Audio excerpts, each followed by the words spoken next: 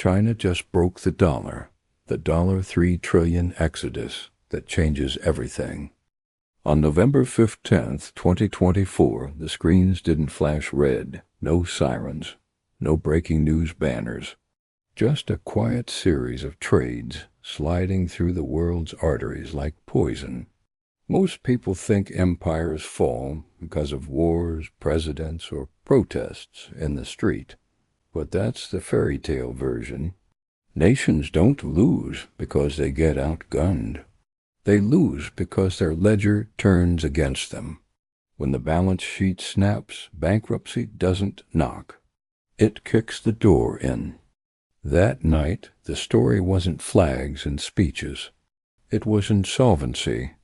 It was a balance sheet bleeding out in silence while the world kept scrolling. You and I were trained to believe the dollar is gravity, unbreakable, permanent, the default language of oil, debt, and survival. But gravity is just a rule until the rules change and the numbers stop agreeing. Because the real power on earth isn't held by the loudest man at the podium. It's held by the quietest accountant in the room, the one who decides whether you get credit or you get crushed. For decades, the United States walked like a giant, a nation with aircraft carriers, skyscrapers, and a currency that everyone else needed just to breathe. The dollar wasn't just money. It was permission. It was the key card to global trade. At its peak, America looked like a kingdom of glass and steel. Airports glowing at midnight. Freeways like arteries.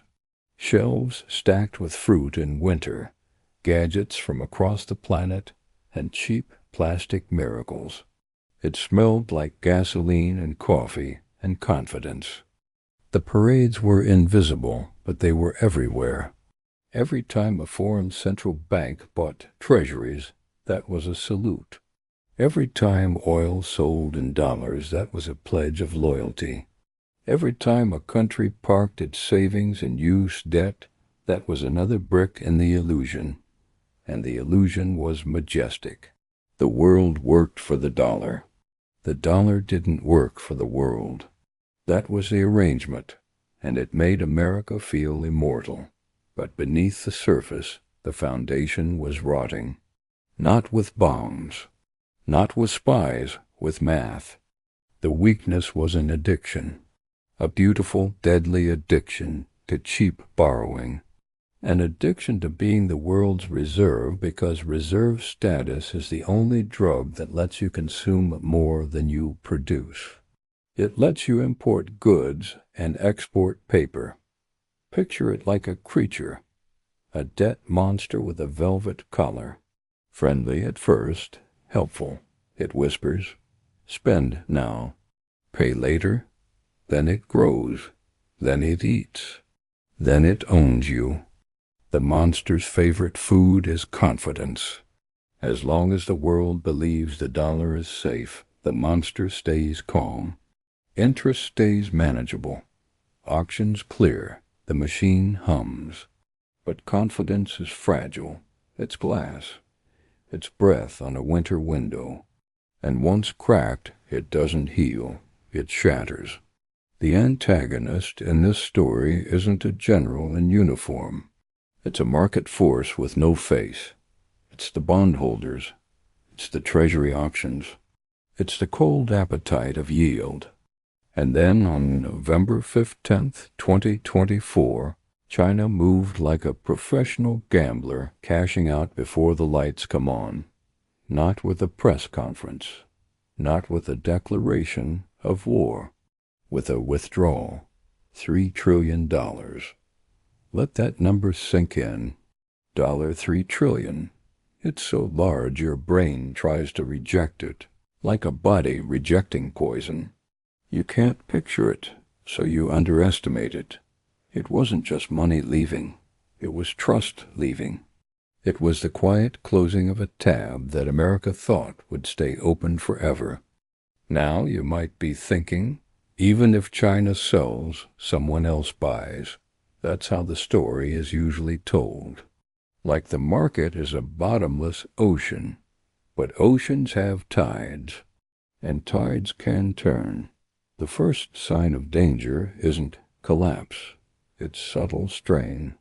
Tiny shifts in demand at Treasury auctions, a softening bid-to-cover ratio, a higher yield demanded for the same promise. Not panic yet, just the beginning of discomfort. And discomfort is how insolvency introduces itself. It doesn't arrive as a fire. It arrives as a cough. Here's the trap the world walked into for half a century. The dollar's dominance wasn't just about America being strong. It was about everyone else being forced to use the same plumbing. Trade in dollars, save in dollars, borrow in dollars. This created a perfect loop. Countries earned dollars by selling goods, then recycled those dollars into U.S. debt. The U.S. used that borrowed money to buy more goods, and the loop tightened like a noose. It looked stable. It felt stable. It was stable as long as nobody yanked the rope. But China didn't yank it. China loosened it, slowly, patiently, like a creditor with time. The descent didn't start in one day. It started years earlier in the aftershocks of crises and sanctions. Every time the dollar system was weaponized, a seed was planted. Every time assets were frozen, the message was clear. The message wasn't political. It was financial. It said, if you disagree, your money isn't yours. And that's when the ledger begins to change. Because money is memory. It's a record of who owes what. If the record can be edited by force, then no one sleeps well. So China built alternatives, not with speeches, with pipes, rails, and contracts. Currency swaps that bypass the dollar. Trade settlement agreements that cut out the middleman. Payment networks designed to survive a financial siege. And while the world watched stock tickers and election polls, China watched the balance sheet. In this kind of war, the weapons are boring. Treasury holdings, reserve ratios, settlement volumes, gold imports. Commodity deals written in quiet ink. The tragic momentum followed the rule of three. The demand for treasuries softened. The cost of borrowing rose.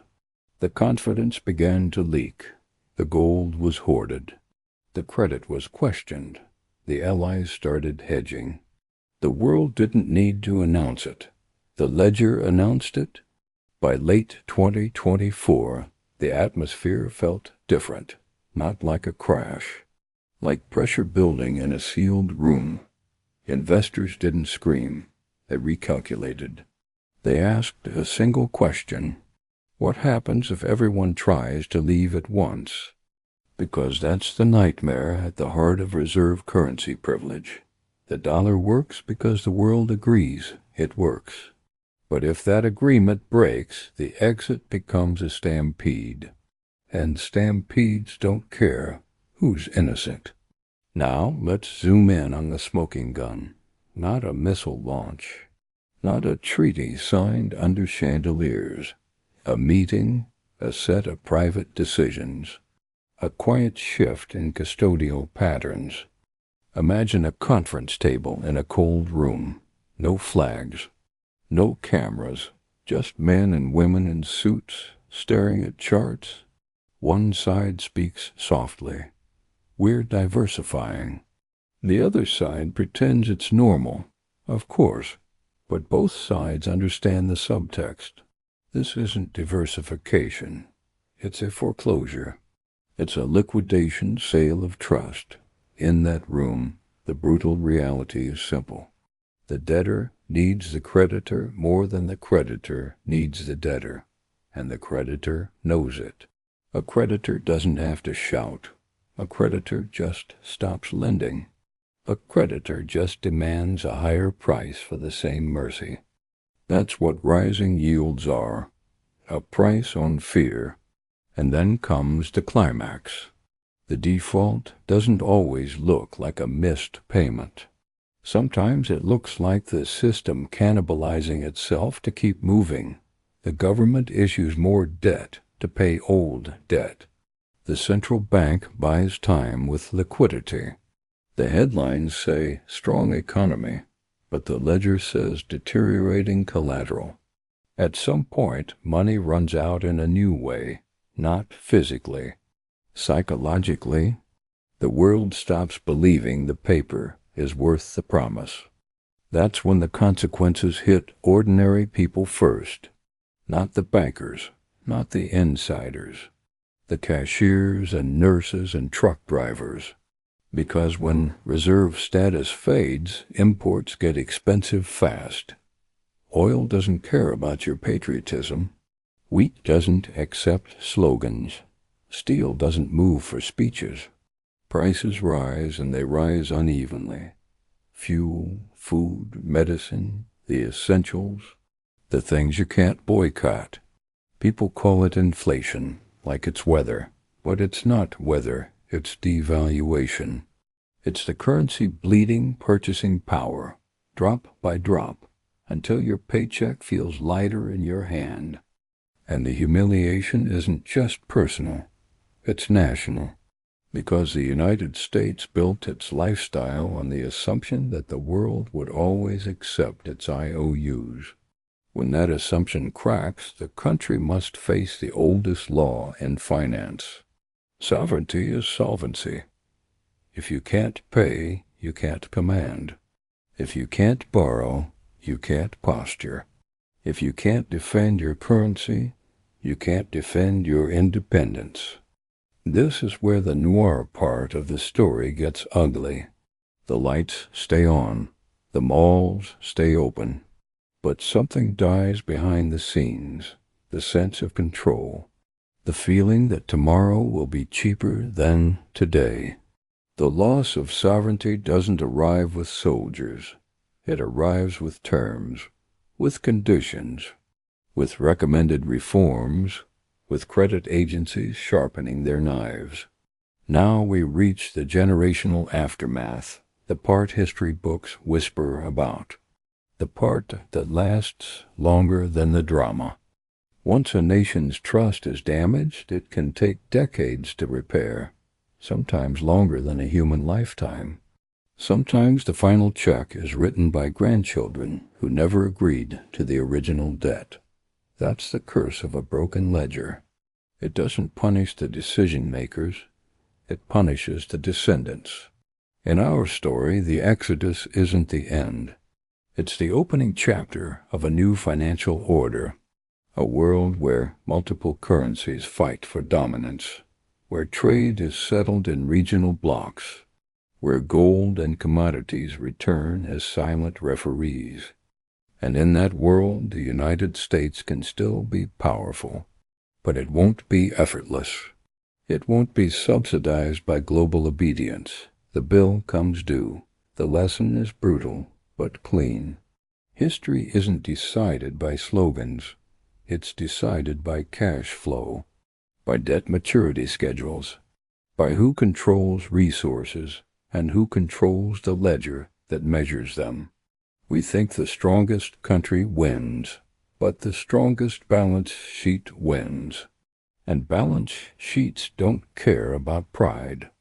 So the next time you hear a politician promise prosperity like it's a magic trick, remember the truth. Every empire ends the same way, not with a bang, but with a spreadsheet. If you want to stay ahead of the next chapter, subscribe to the channel. Because the people who understand the ledger always move first, and the people who don't pay the price later. China just broke the dollar $3 trillion exodus that changes everything. The night of November 15th, 2024 didn't look like history. It looked like normal life, lit by phone screens and checkout aisles. But in the back rooms of finance, The ledger was being revised with a surgeon's calm hand. You were never supposed to see it happen. Most people believe currencies die from chaos, coups, or war. That's the cinematic version, the one with smoke and shouting. But currencies usually die from something quieter and colder. They die from balance sheets that can't keep a promise. Because when an empire falls, it doesn't fall forward. It folds inward like a corporation that can't roll its debt. Bankruptcy isn't a headline at first. It's a math problem that stops working. Insolvency is the moment the numbers refuse to lie for you anymore. Here is the inversion you need to understand. We think the dollar is strong because America is strong. But sometimes the country looks strong precisely because the dollar is being carried by strangers. The strength isn't in the muscle, it's in the credit line. On that November night, the world didn't hear cannon fire. It heard something more dangerous. It heard a creditor quietly clearing their throat. China didn't need to declare anything. It only needed to move weight off the balance sheet. $3 trillion in U.S. assets, drained like a reservoir opening its gates. Not as a tantrum, not as a stunt, but as a controlled withdrawal. Think about the scale of that. $3 trillion is not a stack of cash. It's a gravitational shift. It's the kind of number that doesn't change markets by itself, but changes the psychology of everyone watching. And in finance, psychology is liquidity. When belief evaporates, liquidity follows it into the dark. At America's peak, the illusion was intoxicating. The nation looked like a machine that never slept. Ports moving containers like clockwork, highways pulsing with trucks, and supermarkets overflowing with food in every season. It smelled like diesel, cardboard, and confidence. The dollar was the world's oxygen tank. Every country needed it to buy oil, settle trade, service debt, and store reserves. The privilege was simple. America could print what others had to earn. That's not an insult. That's a mechanism. It's how reserve empires work. The empire exports paper and imports reality. And for a long time, the arrangement looked eternal. Foreign central banks bought treasuries as if they were buying safety itself. Corporations priced contracts in dollars as if it was the only language money could speak. Even America's rivals held the same currency because the pipes of trade were built around it. But beneath the surface, the foundation was rotting. Not from foreign armies, from domestic addiction. From the slow, daily habit of borrowing tomorrow to pay for today. Debt became a friendly monster. At first it purrs. It tells you the cost of money is low, so why not build bigger, spend more, promise everything? The monster doesn't bite immediately. It grows in the basement, feeding on confidence. Then one day it stands up.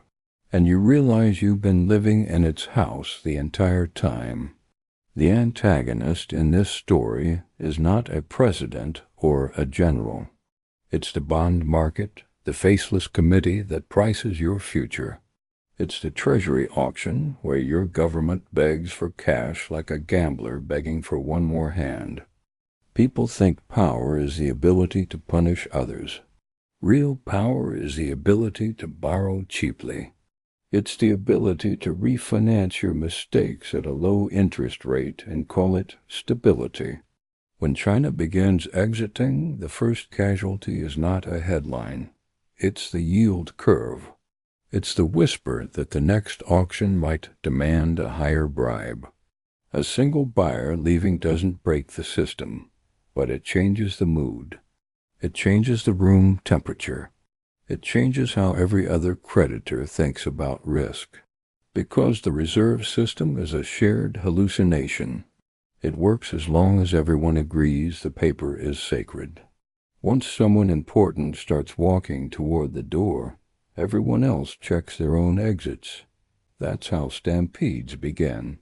Not with fear, with calculation. Now let's talk about how this trap was built. The modern dollar order wasn't just luck, it was architecture. After the world unhooked from hard money, the dollar became the measuring stick for oil and trade. That created a permanent demand, like an engine that needs the same fuel forever. Countries sold goods to earn dollars, then recycled those dollars into U.S. debt. The U spent that borrowed money buying more goods. The loop was elegant. It was also a cage, because when a currency becomes the center of trade, it can run deficits without suffocating. It can borrow endlessly because everyone else needs the same instrument. But that privilege only survives under one condition: trust. Trust is the quiet signature under every treasury bond. Trust is the invisible collateral behind every wire transfer. Trust is the assumption that the rules won't change on a bad day. And then the rules began to change. Sanctions expanded. Assets were frozen. Payment networks became political tools. To many nations, the lesson was unmistakable. The dollar wasn't neutral. It was armed. If you are a country watching that happen, you don't protest with a speech. You build an escape tunnel. You diversify reserves. You sign currency swaps. You build settlement systems that don't require permission. You don't do it for ideology. You do it because the ledger taught you a lesson. If your savings can be turned off, your sovereignty is already rented. So China's move in this story is not a single sell-off. It is the culmination of years of preparation. It is the moment a patient planner decides the floor is getting slippery. The descent follows a spiral, not a cliff. The first turn is subtle. Treasuries require slightly higher yields. The second turn is louder. Domestic rates creep upward, and refinancing becomes more expensive. Then comes the third turn, the one that makes ordinary people feel it. Mortgages renew higher. Credit cards bite harder. Car loans become cruel. The economy doesn't collapse instantly, but it begins to limp. This is the rule of three in tragedy. The credit gets tighter, the interest gets higher, the confidence starts leaking, and confidence leaks into prices. Here's what people misunderstand about inflation in an empire. It's not just prices going up. It's the currency being diluted by necessity. It's the empire paying its bills with less and less believable paper. When foreigners hold your currency, inflation is exported. When they stop holding it, inflation comes home. That is the nightmare scenario, the tide of dollars returning to the place where dollars are born. If those dollars rush back while supply chains are fragile, prices don't just rise. They jump. Food, fuel, medicine, rent. The essentials become weapons. The cruelest part is the timing. Wages adjust slowly. Prices adjust instantly. So the working class gets hit first, hardest, and most often.